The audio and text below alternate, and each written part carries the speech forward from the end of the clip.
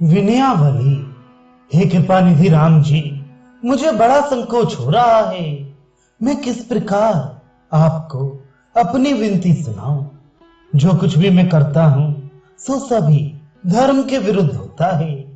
फिर नाथ, आपको मैं क्यों अच्छा लगने लगा। यद्यपि मैं ये जानता हूं कि संपूर्ण जड़ चेतन भगवान श्री हरि का ही रूप है, पर मैं उस हरि स्वरूप को भूल कर भी नहीं देखता। मैं तो अपने नेत्र रूपी पतंगों को कामने रूपी अग्नि की शिखा में जलने के लिए भेजता हूं। मैं ये समझता हूं और दूसरों को भी समझाता हूं कि कानों की सार्थकता तो आपकी कथा सुनने में ही है, परंतु मैं तो उन कानों से सदा दूसरों के दोष सुन सुनकर उन्हें हृदय में भरता और संतप्त होता हूं। जिस जीव से आपके गुणानुवाद गाकर बिना ही परिश्रम के परम सुख प्राप्त कर सकता है, उस मुख से मेढक की नाई की दूसरों की निंदाएं रट रट कर अपना जन खो रहा हूं। मैं ये बात सबको सिखाता फिरता हूं कि हृदय को अत्यंत शुद्ध कर लो, तभी उसमें भगवान श्री हरि विराजेंगे।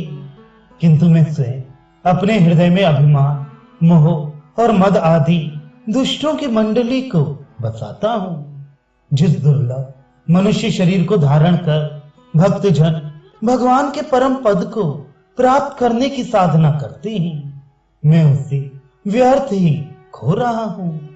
घर में सोने के घड़ों में अमृत भरा रखा है, पर उसे छोड़कर आकाश में कुआं खुदवाता हूं। मन से, कर्म से और वचन से मैंने जो पाप किए हैं उन्हें तो मैं यत्न कर कर बड़े जतन से छिपाता हूं, और यदि दूसरों की प्रेरणा से अथवा ईर्ष्यावश कहीं कोई शुभ कर्म बन गया है तो उसे जनाता फिरता हूं। ब्राह्मणों के साथ द्रोह करना तो मानो मेरे हिस्से में ही आ गया है। जबरदस्ती ही सबसे वैर बढ़ाता हूं। इतना बुद्धि भ्रष्ट होने पर भी मैं सब संतों के बीच बैठकर अपनी बुद्धि के विलास को गिनाता हूं। उनमें उत्तम ज्ञानी संत बनता हूं। चारों वेद, शेषनाग और शारदा आदि का निहोरा करके उनसे यदि मैं अपने दोषों का बखान करूं तब भी हे प्रभु, मेरे वे दोष 100 कल्प तक समाप्त ना होंगे। फिर भला मैं एक मुख से उनका कहां तक वर्णन करूं। यदि मैं अपनी करनी पर विचार करूं तो क्या मैं आपके शरण में आने का साहस भी कर सकूं। परंतु श्री राम जी का बड़ा ही कोमल स्वभाव और असीम शील है, इसी बात का बल मन को दिखाता रहता हूं। हे प्रभु, इस तुलसीदास के पास ऐसा एक भी गुण नहीं है जिससे स्वप्न में भी आपको रिझा सके। किंतु हे नाथ, आपकी कृपा के आगे ये संसार सागर गाय के खुर के समान है। ये जानकर जी में संतोष कर देता हूं कि आपकी कृपा से मैं विपरीत आचरण वाला होने पर भी संसार समुद्र से सहज ही तर जाऊंगा। हे राम जी, हे रघुनाथ जी, हे स्वामी, सुनिए, मेरा मन अन्याय में लगा हुआ है।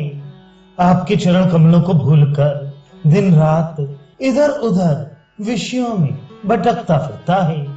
ना तो वह वेद की ही आज्ञा मानता है और ना उसे किसी का डर ही है।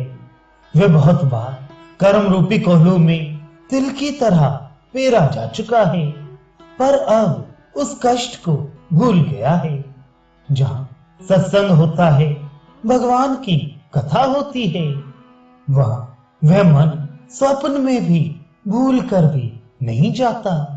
परंतु जो लोग मोह, मद, काम और क्रोध में मग्न रहते हैं, उन्हीं दुष्टों से वह अधिक प्रेम करता है। दूसरों के गुण सुनकर वह डाह के मारे जला जाता है, और दूसरों के दोष सुनकर वह बड़ा भारी हर खाता है। स्वयं तो पापों का नगर बसा रहा है, पर दूसरों के पापों के खेड़े को भी नहीं देख सकता। भाविए कि अपनी बड़े बड़े पापों पर तो कुछ भी ध्यान नहीं देता, परंतु दूसरे की जरा से पाप को देखकर ही उनकी निंदा करता है। आपका राम नाम सारे साधनों का फल, वेदों का सार और संसार रूपी नदी से पार जाने के लिए बेड़ा है। ऐसे राम नाम को ये दुष्ट दूसरे के हाथ में कौड़ी कौड़ी के लिए बेचता हुआ जबरदस्ती उनका गुलाम बनता फिरता है। यदि कभी सत्संग के प्रभाव से भगवत के मार्ग के समीप जाता भी हूं, तो विषयों की आसक्ति उमड़कर मन को तुरंत सांसारिक बुरी कामना रूपी गड्ढे में धक्का दे देती है। एक तो मैं वैसे ही दीन, पापी और बुद्धिहीन हूं तथा विपत्तियों के जाल में खूब फंसा पड़ा हूं। इस पर हे करुणानिधि, मन के इस असह्य धक्के को मैं कैसे सह सकता हूं? मैं अनेक यत्न करके हार गया। इससे मैं पहले से ही कह देता हूं कि तुलसीदास का ये भय, जन्म मरण का त्रास तभी दूर होगा जब आप उसके हृदय में निवास करेंगे।